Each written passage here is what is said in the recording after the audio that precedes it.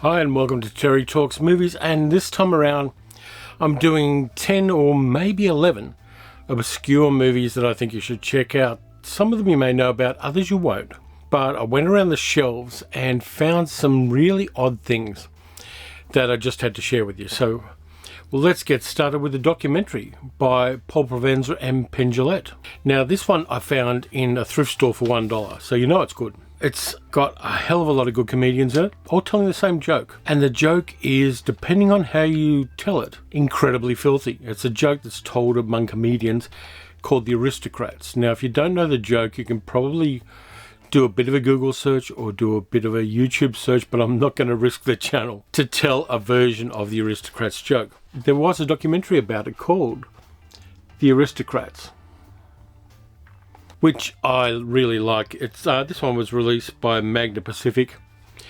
It's got some audio commentaries by Paul Provenza and Penn Jillette.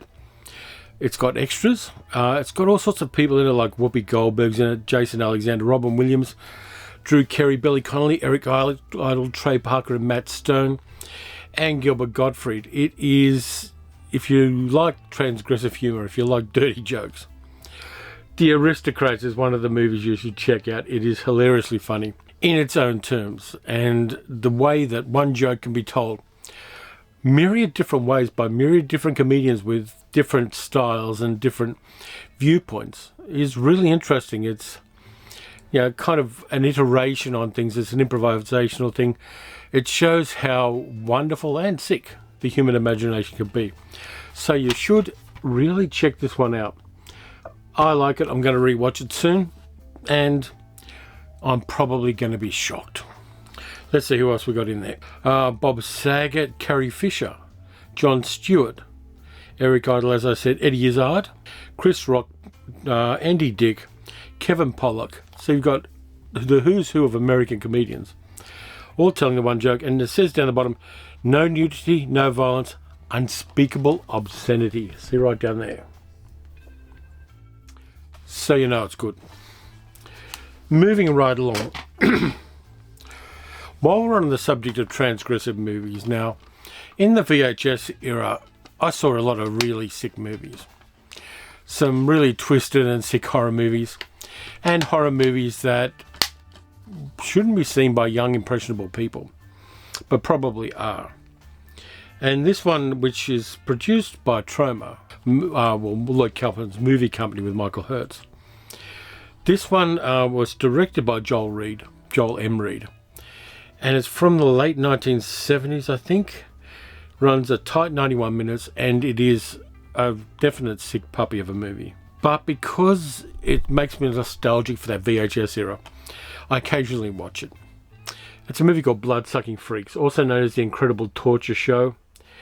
It's badly acted, fairly badly directed, with some very, very ordinary gore special effects.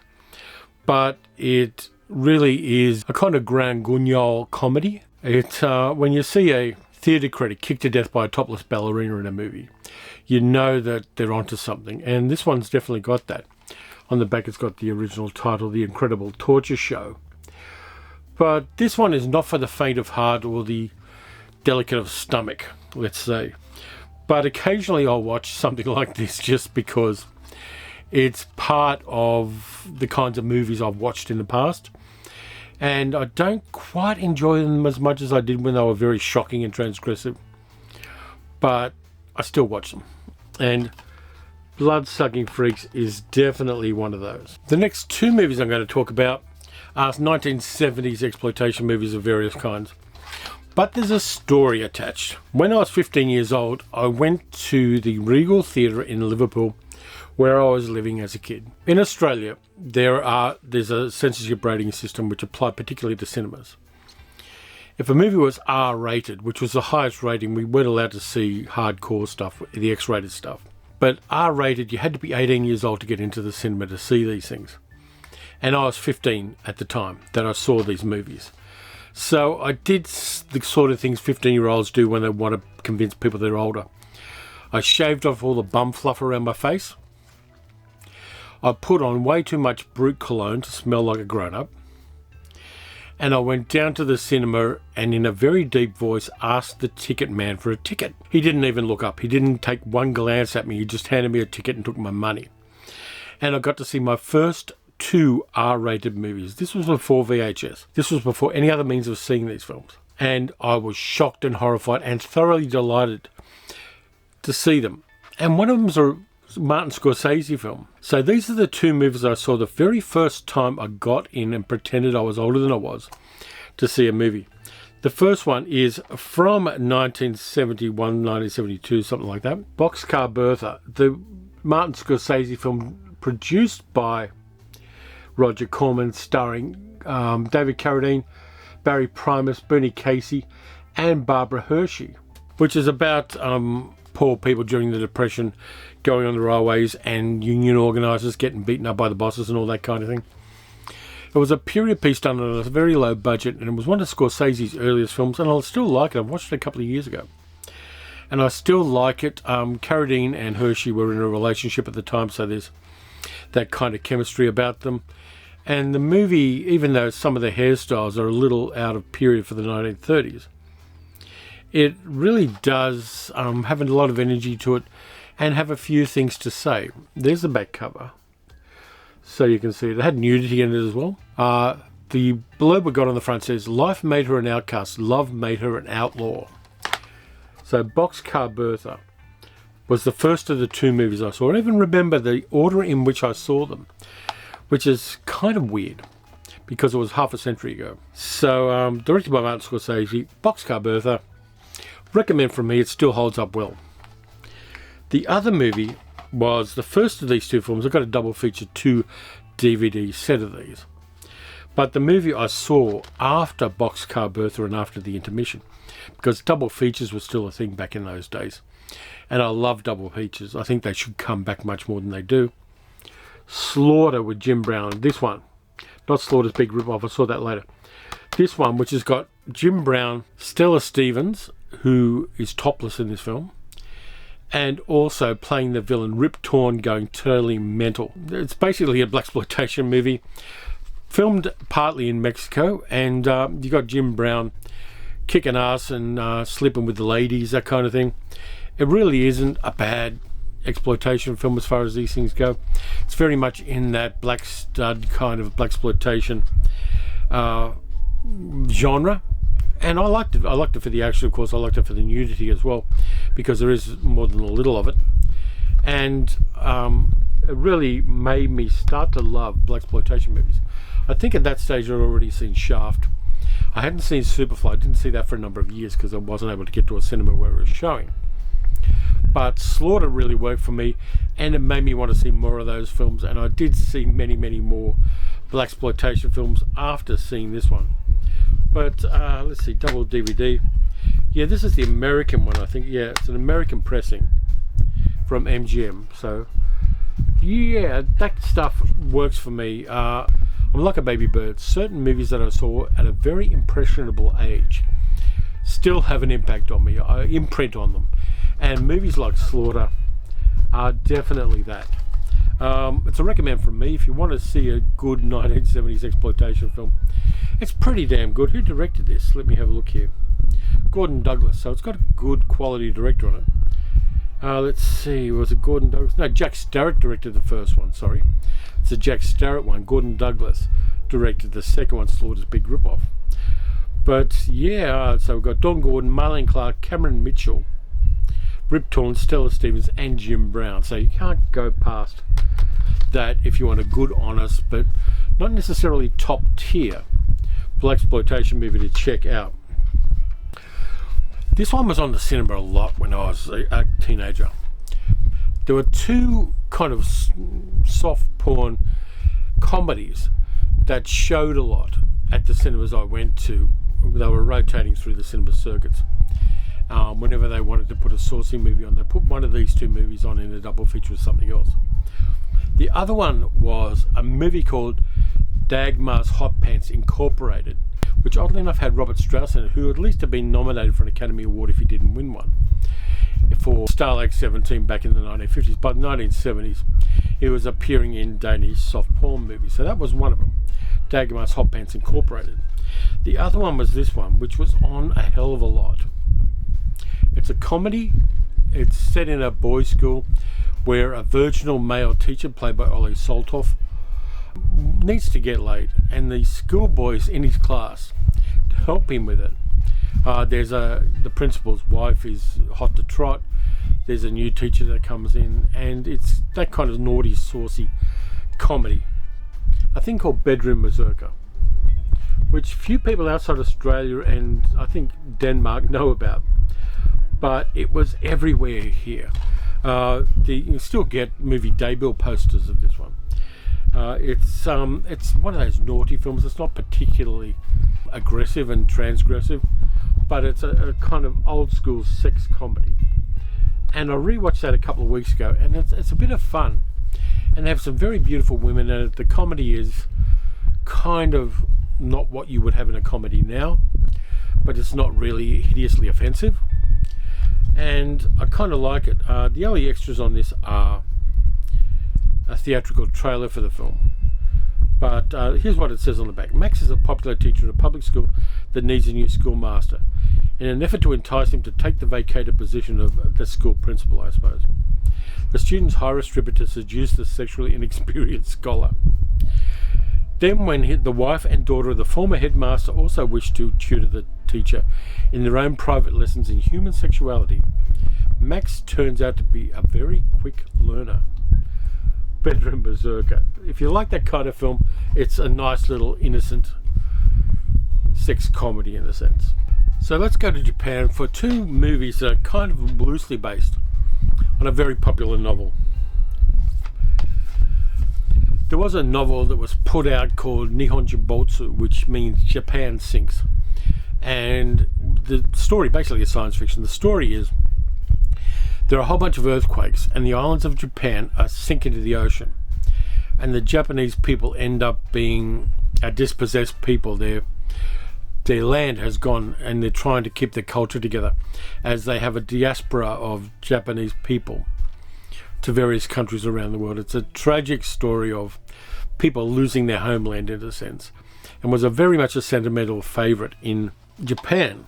Now, this version, there have been several versions of this movie, but this one I think dates back to the 70s or 80s. I'll put it up on the screen when it is. And here's the movie version of Japan Sinks, also known as Nihon Jimbotsu. Now, it's widescreen, it's NTSC, so I think it's an American version.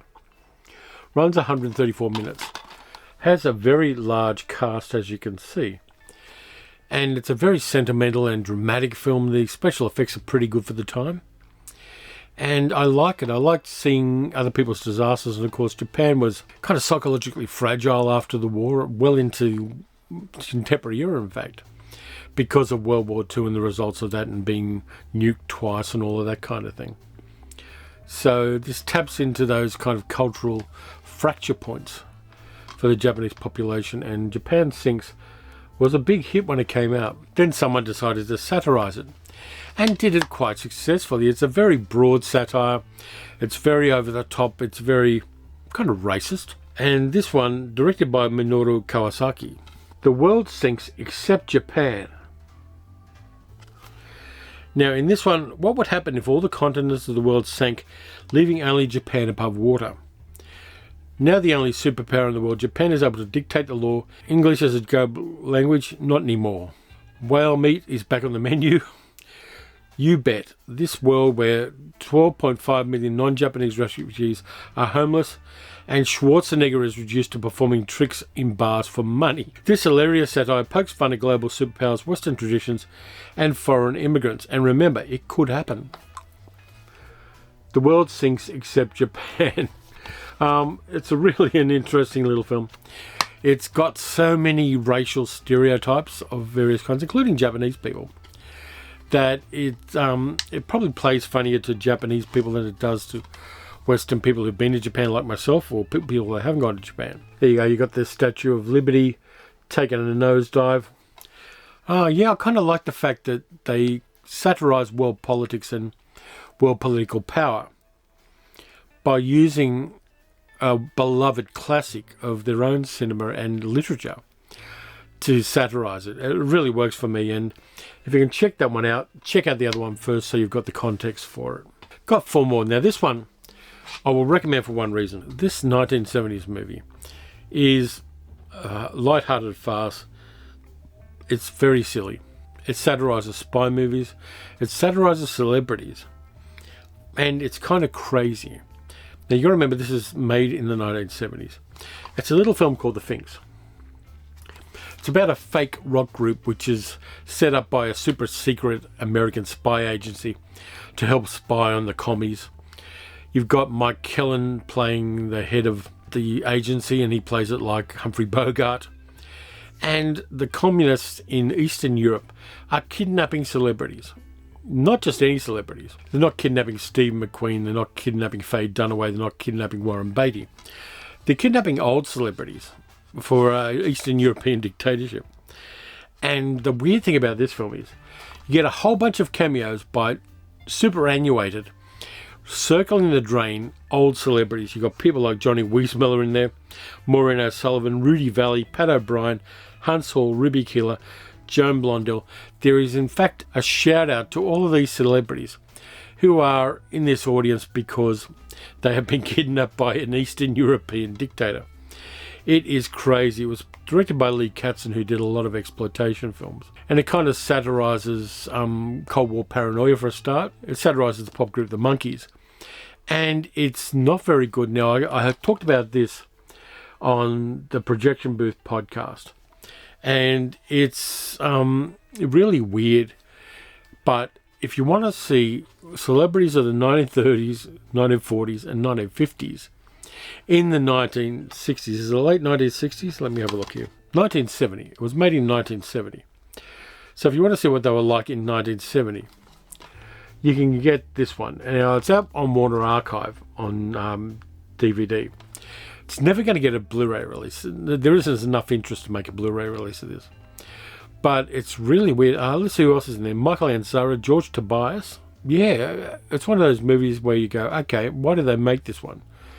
And you can't really figure out a good answer for it except for nostalgia for people that people watched on late night television. It's a weird film, but I've got a certain fondness for it. Going to do a couple of musicals. I like musicals, but I never talk about them on the channel because they don't really rate in the subscribers and the views. These two I'm going to recommend because they're a little bit different. Let me know if you want me to do a few musicals on the channel because I wouldn't mind doing one now and then. Now this one is a kind of a rarity from the late 1940s. With some really interesting music. The script was based on a play by S.J. Perelman and Ogden Nash, who were really great humorous writers of the 1920s, 1930s. And the music's by Kurt Weill. It's a little-known movie called One Touch of Venus, which stars Ava Gardner and Robert Walker and has Eve Arden in it as well, and Olga San Juan. And who else is in it? Dick Haymes, the singer.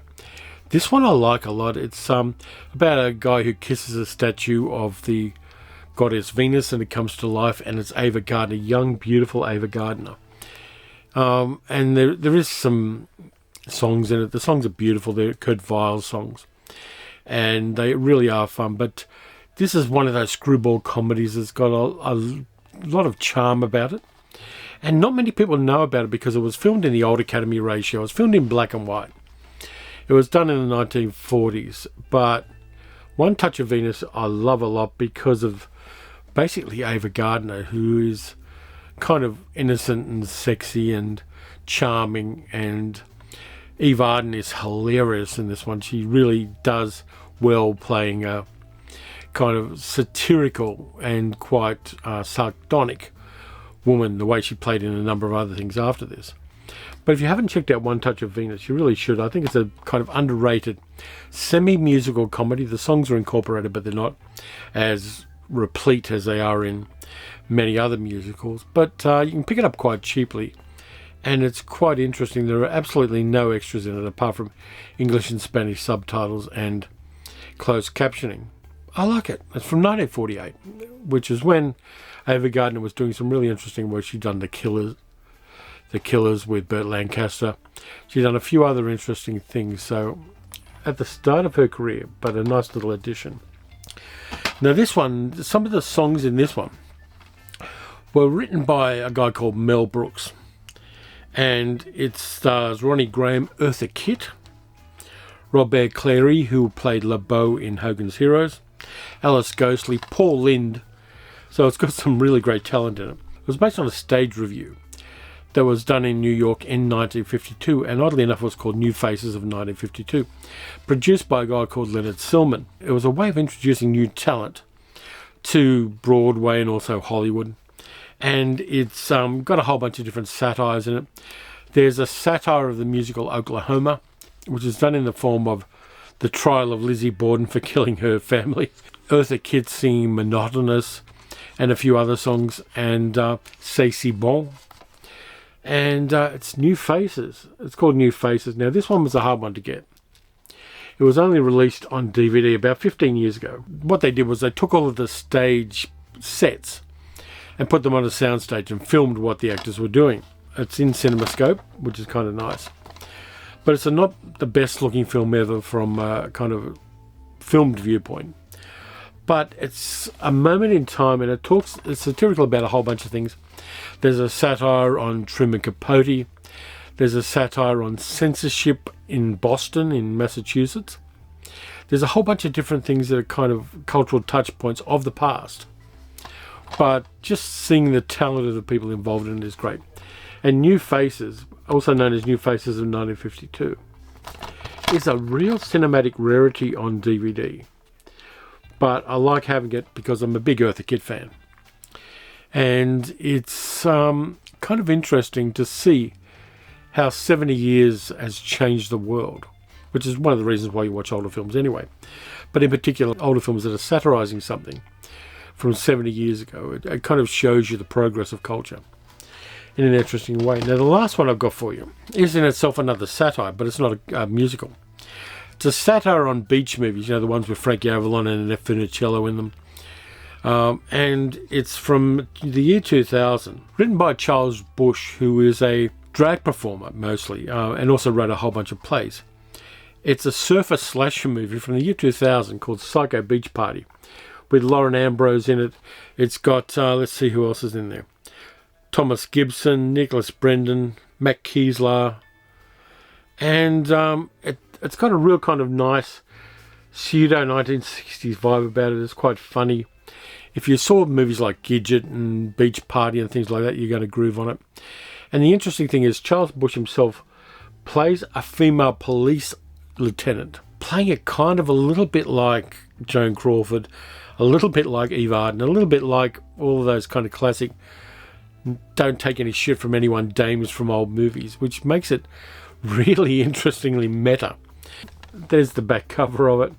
But Psycho Beach Party is a lot of fun. I think you may find it on a streaming service if you can't find it anywhere else. But it's kind of fun. And I like the way it approaches satirizing 1960s beach movie culture and satirizing the sexism of it. And also putting it in a slasher film context, which is kind of fun. But yeah, you should check that one out. So there we go. 10 or 11 movies that are obscurities that I really like. And that are just that kind of light, entertaining kind of film that you're going to want to see in between seeing more serious films. And maybe you're getting a little sick of modern stuff that Netflix keeps throwing up, and I mean throwing up in most of the senses of the word, on a regular basis. But they're a lot of fun, those ones. And you might want to check them out.